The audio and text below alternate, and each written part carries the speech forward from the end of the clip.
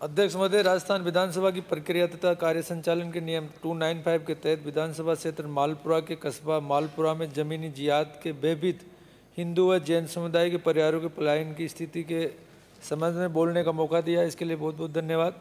महोदय, प्रक्रिया के नियम 295 के तहत मैं राज्य सरकार का ध्यान आकर्षित करना चाहता हूँ कि महोदय, मेरे विधानसभा क्षेत्र के उपखंड मालपुरा का कस्बा मालपुरा एक अति संवेदनशील कस्बा है।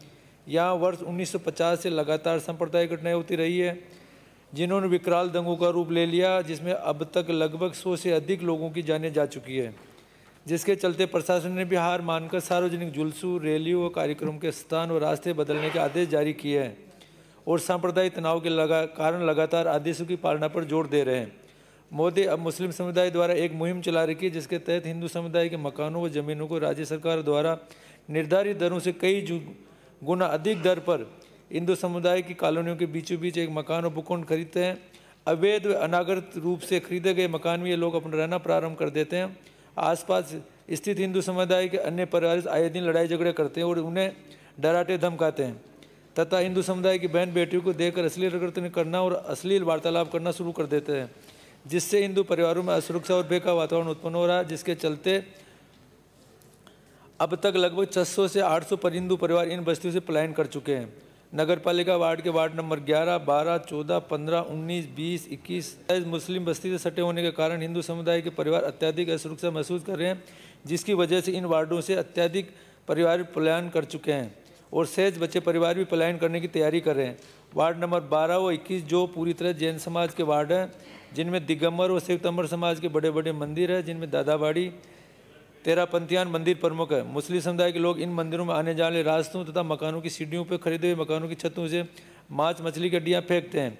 उक्त घटनाओं को लेकर हिंदू समाज द्वारा एक उपखंड अधिकारी को जब ज्ञापन देकर अवगत कराना चाहा तो उपखंड अधिकारी मालपुरा ने ज्ञापन लेने मना करते हुए हिंदू समुदाय पर मुकदमे कायम करवा दिए।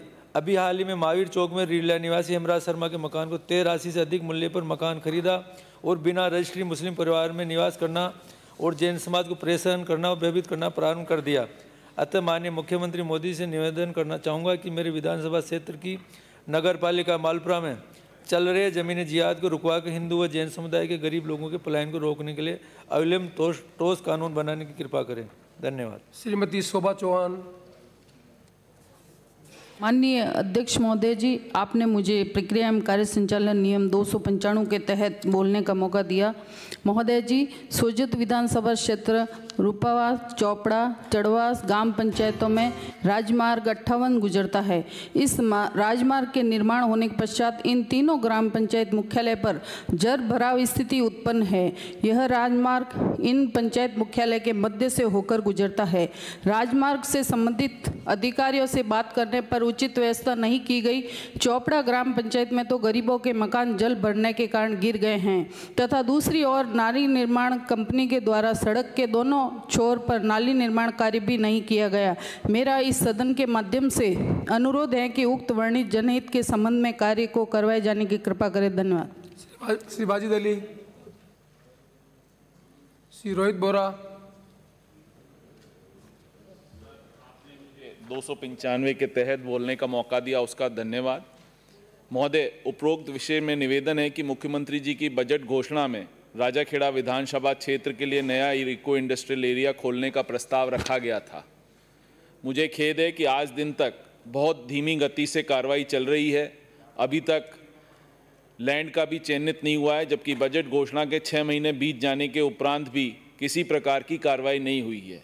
अतः मेरा आपसे निवेदन है उक्त बजट घोषणा के लिए तुरंत जमीन चिन्हित कर रिको इंडस्ट्रियल एरिया खुलाने का शर्म करें। ये इंडस्ट्रियल एरिया आगरा से सिर्फ 30 किलोमीटर की दूरी पर है और यहाँ नए उद्योग लगाने के लिए आगरा और धौलपुर के व्यवसायी ललायत हैं। अतः आपसे विनती है कि इस माह रिको इंडस्ट्रियल एरिया के लिए जमीन चिन्हित कर इसकी कार्रवाई को आगे बढ़ावें। ज्ञानचंद पारक। अध्यक्ष महोदय, पिछले कुछ माह से पाली शहर के भीतरी भाग में जहां मार्ग काफ़ी सकड़े हैं एवं मुख्य बाजार भी स्थित है, रूडी द्वारा 24x7 पेयजल पाइपलाइन बिछाने एवं सीवरेज का कार्य किया जा रहा है। संवेदन कंपनी ने सीवरेज एवं पाइपलाइन बिछाने हेतु सड़कों को खोद दिया है, परंतु इतना समय बीत जाने पर भी ना तो मकानों को सीवरेज और पाइपलाइन से जोड़ा गया